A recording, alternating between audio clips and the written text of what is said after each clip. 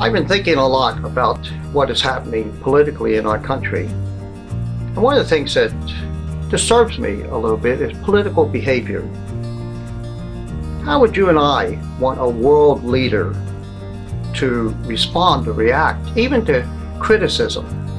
You want them to have name calling and belittle one another? I just don't think that's appropriate.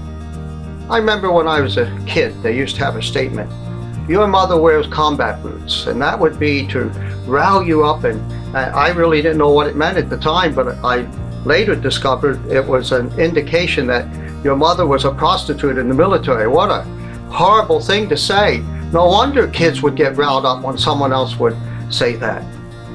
But here's what I'm concerned about. What's happened to civility? Where people use a common courtesy, one with the other. You can debate very hard issues and still be civil. In fact, that's what God calls us to be as Christians in our lives. It says, "Let no corrupting talk come out of your mouths" in the scriptures. And so we need to be careful how we speak to one another. I get it.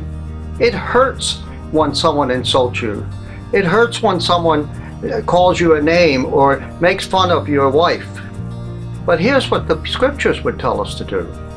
Peter says, "Do not repay evil for evil or reviling for reviling, but on the contrary, bless, for you were called to this, that you may obtain a blessing." It's easy to strike back with words. "Your mother wears combat boots."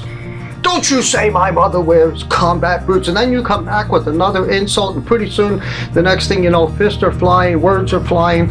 But maybe that's what children do. Maybe that's what teenagers do. But do you really want that from our world leaders? Seems to me that that's the easy role, but there is something lacking.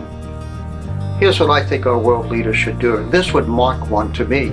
Proverbs 16:32, "Whoever is slow to anger is better than the mighty, and he who rules his spirit than he who takes a city." Now that's the mark to me of a world leader. This is Pastor Sal, and I'm just saying.